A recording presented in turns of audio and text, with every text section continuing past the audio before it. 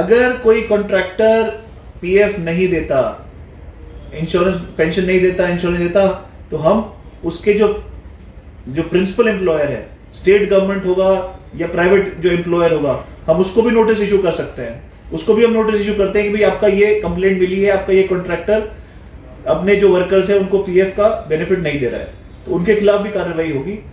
नमस्कार, दैनिक साथी के डिजिटल प्लेटफॉर्म में आपका स्वागत है। मैं हूं आपके साथ अमित विश्वकर्मा। गुरुग्राम, मानेसर, फरीदाबाद, रेवाड़ी व बावल को जोड़ दिया जाए तो गुरुग्राम के क्षेत्रीय भविष्य निधि कार्यालय में करीब 9 लाख कर्मचारी रजिस्टर्ड हैं। इन कर्मचारियों का भविष्य निधि के तहत करीब 450 करोड़ रुपए जमा भी होता है। बावजूद इसके अनेक ऐसी कंपनी व ठेकेदार हैं जो कर्मचारियों का पीएफ जमा ही नहीं कराते, जबकि पीएफ जमा कराने पर सरकार द्वारा कर्मचारियों को अनेक लाभ दिए जाते हैं, जिसमें इंश्योरेंस से लेकर पेंशन तक शामिल है। कर्मचारियों को लाभ नहीं मिलने का सबसे बड़ा कारण जानकारी का अभाव भी है। ऐसे में लाखों की संख्या में कर्मचारियों को हक मारने वाली कंपनियों व ठेकेदारों पर लगाम लगाने के लिए दैनिक साथी की टीम ने पीएफ आयुक्त गुरुग्राम सिद्धार्थ सिंह से विशेष बातचीत की। सिद्धार्थ सिंह ने बताया कि किस तरह से कर्मचारियों को लाभ मिलना चाहिए और लाभ नहीं देने वालों पर किस तरह की बड़ी कार्रवाई हो सकती है। पूरी खबर में विस्तार से जाने से पहले यदि आपने अभी तक हमारे चैनल को सब्सक्राइब नहीं किया है तो चैनल को सब्सक्राइब करें, लाइक करें एवं शेयर जरूर करें। पीएफ आयुक्त सिद्धार्थ सिंह ने स्पष्ट किया कि यदि कंपनी में ठेकेदार पीएफ जमा नहीं कराएंगे तो कंपनी के साथ साथ ठेकेदार के खाते भी अटैच कर दिए जाएंगे। उन्होंने यह भी कहा कि कंपनी ठेकेदार की बजाय सीधे कर्मचारियों का पीएफ भविष्य निधि में जमा कराए। उन्होंने कहा कि यदि किसी कर्मचारी का पीएफ कटता है तो वह दुर्भाग्यवश उसकी मौत हो जाती है। इसके लिए सरकार की ओर से परिवार को पेंशन देने के साथ साथ 2.5 से 7 लाख रुपए की एक राशि भी दी जाती है। पेंशन की राशि वर्कर के वेतन से नहीं बल्कि पीएफ कार्यालय की स्कीम के तहत भारत सरकार द्वारा उपलब्ध कराई जाती है। पीएफ आयुक्त की माने तो पीएफ की राशि निकलवाने में 10 से 15 दिन का समय लगता है। यह ऑनलाइन प्रक्रिया है, इसमें कार्यालय के चक्कर काटने की जरूरत नहीं है। आयुक्त ने कहा कि जल्द ही कर्मचारियों को जागरूक करने के लिए विशेष शिविर लगाए जाएंगे। अब आपको सीधे सुनाते हैं क्षेत्रीय भविष्य निधि आयुक्त सिद्धार्थ सिंह ने क्या कहा। देखिए,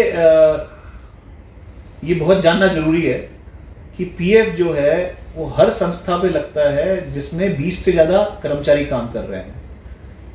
अगर कोई ठेकेदार के पास 20 से कम भी हैं, लेकिन अगर वो ऐसी संस्था में अपने एम्प्लॉयज को या कॉन्ट्रैक्ट वर्कर दे रहा है जहां पे 20 से ज्यादा लोग काम कर रहे हैं, तो उसको प्रिंसिपल एम्प्लॉयर के थ्रू एनरोल करना अनिवार्य है और उसको कोड नंबर लेना भी अनिवार्य है। तो इसलिए कॉन्ट्रैक्चुअल एम्प्लॉयज, चाहे वो प्राइवेट सेक्टर में काम कर रहे हो, अर्ध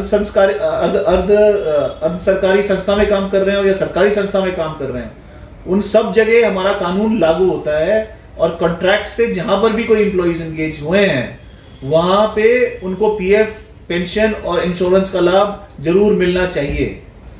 तो ये है।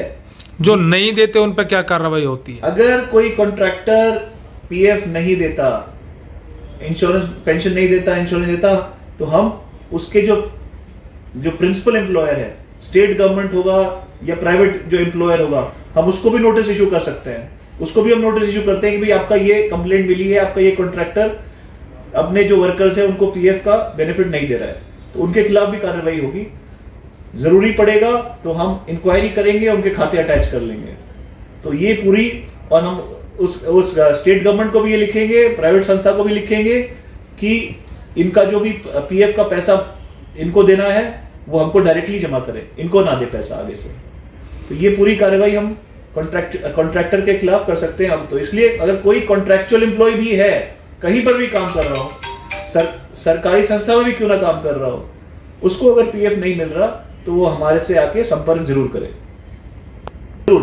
बिकॉज हम भी समझते हैं कि बहुत जागरूकता फैलाने की जरूरत है रिगार्डिंग द पीएफ स्कीम। तो इसलिए हम लोग शिविर लगाते थे, लेकिन कोविड के दौरान हम ये शिविर बीच में नहीं लगा रहे थे। हम अपने ऑफिस में ही एक शिविर लगाते थे, लेकिन अब कोविड का थोड़ा सा खतरा कम हुआ है तो हम औद्योगिक क्षेत्र और कुछ इकाइयों में भी हम शिविर जरूर लगाएंगे।